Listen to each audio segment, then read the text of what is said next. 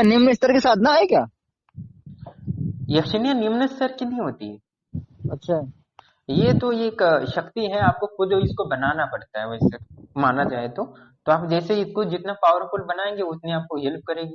आप समझो देवी रूप में पूजा करते हो तो आपको बहुत सारे लाभ सकते हैं। वैसे तो आपको तो बहुत पैसा चाहिए, परिवार को सुखी बनाना है, भौतिक इच्छाएं, आपकी सोच ही छोटी है तो आप छोटी शक्तियों की सेवा करके बहुत लाभ ले सकते हो ना।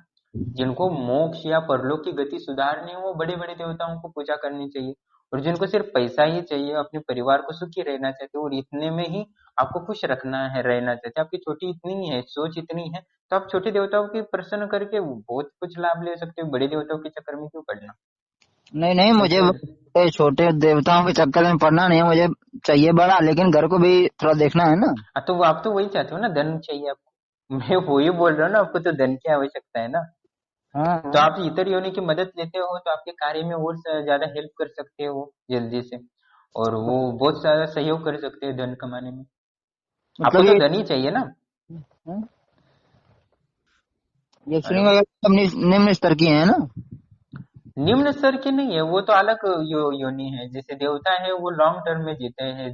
निम्न स्तर यानी क्या होता है, वो तो आपको लाभ दे सकते हैं कि निम्न छोटा या मोटा को क्यों सोचते हो, आप ये सोचते हो कि आपको लाभ होता है कि नहीं लाभ होता है, ये सोचो। अच्छा। तो आपको नौकरी लगाने वाला वो है कि नौकरी देने वाला, उसमें से इम्पोर्टेंट है कि आपको नौकरी में लगाने में ही हेल्प कर रहा है वो बड़ा हुआ ना, नौकरी देने वाला बड़ा थोड़ी ना हुआ। नौकरी वो देने वाले से आप मांगोगे नौकरी तो वो थोड़ी ना देगा। जो नौकरी लगाने में हेल्प करा रहा है तो वो बड़ा हुआ ना। उसके पास नौकरी ना हो ये अलग बात है, पर वो उसको आपको नौकरी लगा रहा है वो बड़ी बात है ना। हम्म। तो ये बात ये है कि आपको जो चाहिए वो दे रहा है वो बड़ा है ना, जो दे। ये भी सही है हाँ। हाँ, तो आप विष्णु देव की साधना, कृष्ण की साधना कर रहे हो तो उनसे धन मांगोगे थोड़ी ना वो ज्यादा देंगे धन। तो यक्षिणी से मांगोगे तो धन देंगे ना, आपके परिवार की रक्षा ज्यादा करेंगे। अच्छा अच्छा। तो वो मांगेगी तो आपको शत्रु हानि पहुंचा रहे हो, उनको नुकसान पहुंचाओगे तो वो नुकसान पहुंचा सकते हैं ना। आप कृष्ण को बोलोगे मेरे शत्रु को ये कर दो, थोड़ी ना वो करेंगे। हम्म? ये भी सही है। तो जो आप सोचो ना, आपके आप जो दूसरा छोटा मोटा यही सोचना छोड़ दो। आपको क्या लाभ है और किसमें लाभ है ये देखो, सोचो जरा। अब जैसे सोचोगे वैसा जीवन बनेगा आपका। हाँ ये भी सही है। तो बोलो, यक्षिणी साधना करनी है।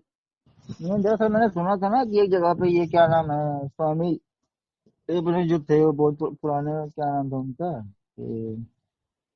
तो उनका मैंने वीडियो देखा था। तो किनका। ये क्या नाम है, कुछ जो अपने पुराने बहुत बड़े स्वामी थे शंकराचार्य के, जो उनके शिष्य हैं। अच्छा अच्छा। हम्म, हाँ। तो उनसे ठीक। जो क्वेश्चन किया कि भाई यक्षिणी और योगिनी में क्या फर्क है, हम्म। तो ये वीडियो मैं देख रहा था। मैंने भी सोचा इंटरेस्टेड वीडियो है, देख लेते थोड़ा सा। हम्म। तो उसमें उन्होंने कहा कि भाई यक्षिणी तो निम्न स्तर की है, वो तो अपने जैसे भी आपका जीवन पूरा होगा तो वो आपको साथ में ले जाएंगी। हम्म। तो मैंने सोचा कि भाई फिर क्यों ऐसा का यक्षिणी यक्षिणी के साधना क्यों करना, बेकार है फिर। हम्म। तो अभी तो समझो वो यक्षिणी की साधना नहीं कर रहा है, तो और देवी देवताओं की साधना नहीं कर रहा तो उसको क्या लग रहा है, जहाँ है वही है ना। उससे अच्छा यक्षिणी की साधना करता, यक्ष लोग तो पहुंच जाता ना। तो अच्छा ये तो तो उसके लिए वही बेहतर है, समझो वो दुर्गा देवी और पंच देवताओं की साधना नहीं कर रहा, उनकी भक्ति नहीं कर रहा है, वैसे भी वहां नहीं जाएगा। हम्म। तो जो वैसा दुखी भी रहेगा, इससे अच्छा तो वो यक्षिणी की साधना कर लेता, अप्सरा की साधना कर लेता, उनसे मदद मांग लेता, वो उतने तो पहुंच जाता ना। तुम जो आप देवी देवताओं के लोक में जाते हो तो वहां क्या करोगे, वहां भी तो सेवा ही करने के लिए जाओगे ना। हाँ ये भी तो सही है। हाँ वहां भी ठीक। तो अब तुम्हें सेवागन ही बनोगे ना, जैसे योगिनी अप्सरा है जो देवी देवताओं के साथ सानिध्य में है, वो तो वो क्या करते हो, वो भी तो वहां लोक में कहीं ना कोई काम ही देते हैं ना। जैसे किसी आश्रम में जाते हो तो वहां भी कोई सेवा ही देते हैं ना लोगों को। सही है। तो वैसे ही है ना, तो ये निम्न स्तर की कहा हुए भाई। तो अभी जितना परिवार को दुखी बना के, शास्त्रों में ये लिखा है ना, परिवार को दुख पहुंचाना सबसे बड़ा पाप है।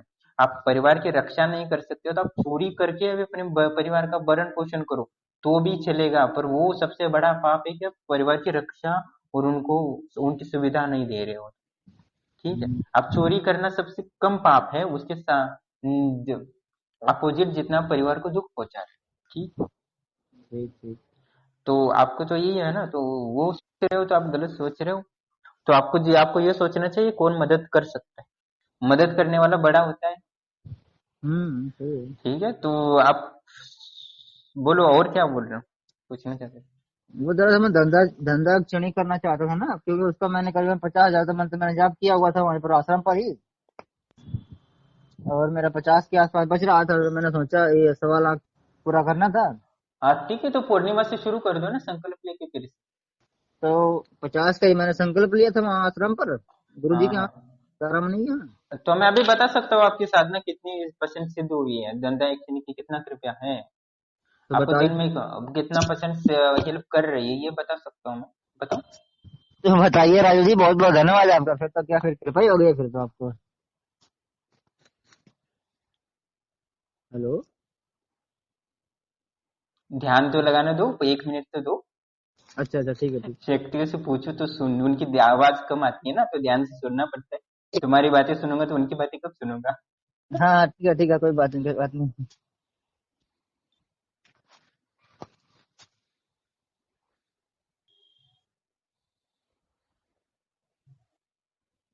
अभी आपने जो 50,000 जब किया है वो सिर्फ 15% ही आपको हेल्प कर रही है, अच्छा अच्छा। और सिर्फ 15% ही कर रही है, तो आपको ज्यादा से ज्यादा 4 लाख से 3 लाख पड़ेगा, तब आप उसका पूरा लाभ ले पाएंगे।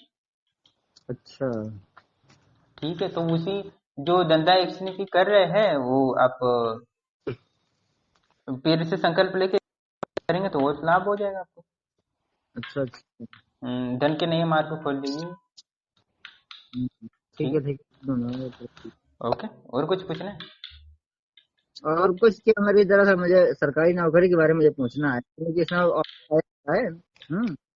तो अपने उस दिन त्रिकालदर्शी गुरु जी से नहीं पूछी क्या? नहीं नहीं, उस दिन तो नहीं पूछा मैंने। तो उनसे वो पूछ लेते कि आप कैसे वो हेल्प भी कर देते, हम उपाय भी बता देते अच्छे से, देवताओं से पूछ के। थोड़ा उसमें एक्सपेंसिव था ना, इसमें मेरा जॉब जो है तो फतेहपुर में लगा हुआ है। हाँ। अभी नया नया मैं आया हूँ, तो अभी देखो 2 4 6 महीने वेतन मिलता है कि नहीं मिलता है नहीं नहीं क्या। नहीं, आपका जॉब मिलने का योग बन रहा है अभी। मैं वो बोलने ही वाला था कि आपको जॉब बनने की भी संभावना है। अच्छा, सरकारी की प्राइवेट।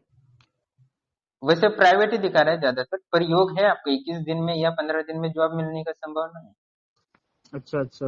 हाँ, मिल जाएगी वो जॉब आपको।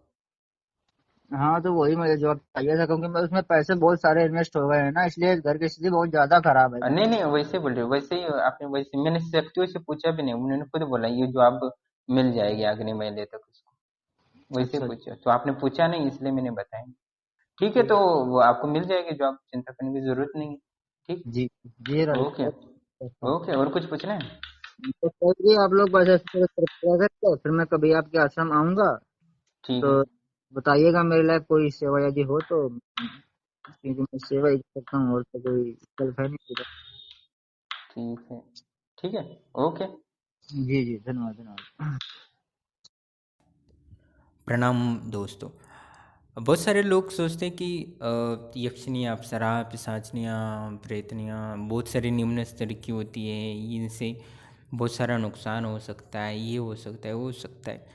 ये बात सही है, नुकसान भी हो सकता है, फायदा लाभ भी हो सकता है, पर महत्वपूर्ण ये है कि आपको वो सहायता ले रहे हो तब उनके सम्मान से बात करना भी आपको चाहिए। निम्न स्तर की है, छोटी है, ये है, वो है, ऐसे करके आप उनकी साधना करेंगे तो आपको उनमें कोई सफलता ही नहीं मिलेगी, ना उनसे कोई लाभ प्राप्त होगा। आप उनकी साधना कर रहे हो तो उनको सम्मान देना चाहिए, देवी देवताओं जैसे। आप किसी से भी बात करो, या किसी महिला से बात करो, या किसी व्यक्ति से, हर व्यक्ति से आपको सम्मान से बात करना ही होगा, तभी उनसे आप लाभ ले सकते हो। अभी कुछ लोग सोचते निम्न स्तर की यक्षिणी है, अप्सरा योगिनी। अप्सरा योगिनी को आप सही ढंग से उनको प्रसन्न कर लेते हो तो वो आपके पैर भी दबा सकती है। हर समय आपके पैर में दर्द होने से पहले ही वो अपने हाथ उठाकर आपके पैर दबाना शुरू कर देती है। आपका कमर दर्द करिए तो वो भी आपका दबा सकती है।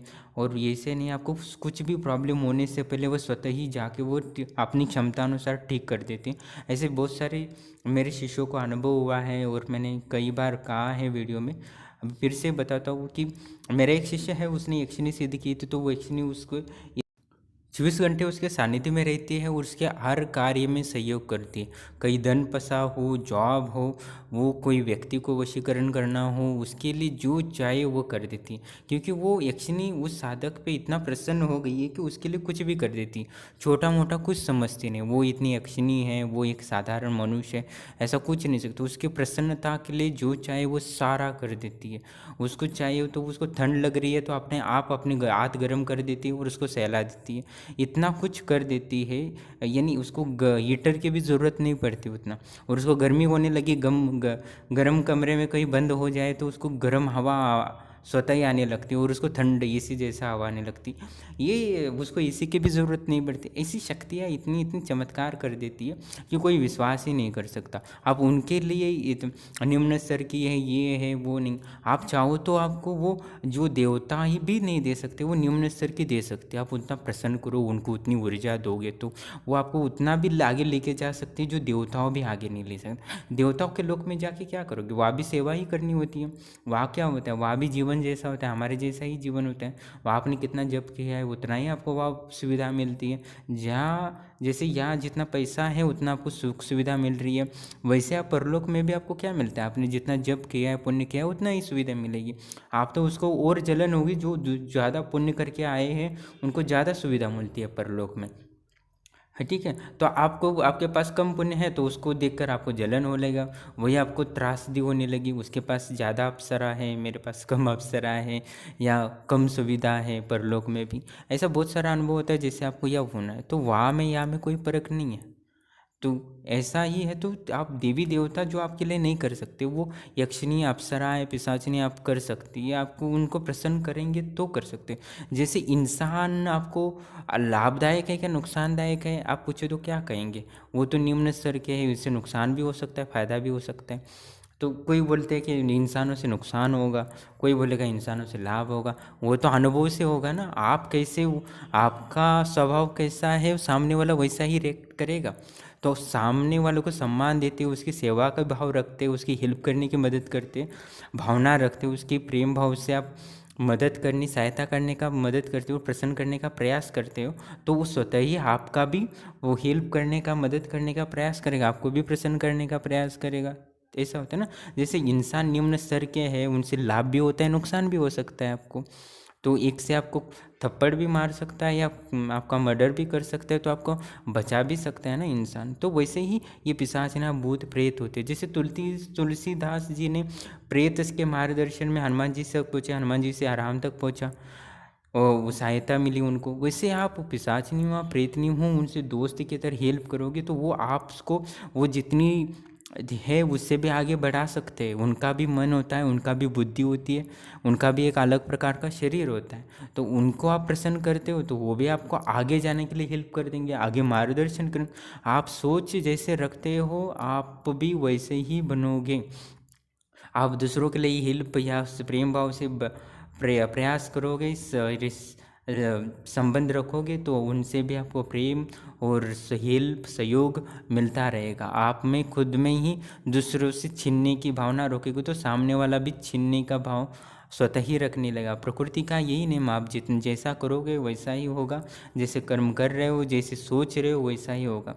जैसे कि आप समझो दो व्यक्ति है सामने से आ रहा है, एक आपको वो लाल कपड़े पहना है जो आपको बिल्कुल पसंद है, एक नीला कपड़ा पहना है वो बहुत अच्छा लग रहा है। तो आप वो नीले कपड़े वाले से अच्छा लग रहा है इसलिए उनसे अच्छे से बात किए। जो लाल कपड़ा पहना वो अच्छा नहीं लगता इसलिए उससे आपने अच्छे से बात नहीं किया, वो मेरा शत्रु जैसा है ऐसा आपको लगने लगे। तो आप वो स्वतः ही वो जैसा आप भाव करोगे वैसे उसी तरह बात करेंगे, उसी से व्यवहार करेंगे, वैसा ही कर्म करेंगे उसके साथ। तो वो भी आपका शत्रु स्वतः ही बन जाएगा। जैसा सोचोगे वैसा होगा।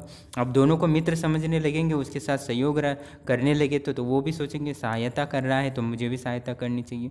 तो हर व्यक्ति के दुश्मन होते हैं, शत्रु होते हैं। जो दूसरों के शत्रु है वो आपके मित्र है। तो इस बात यही है कि आप जैसे सोच रहे हो वैसा होगा। आप सकारात्मक सोच रहिए कि तो बहुत कुछ लाभ हो सकता है आपको।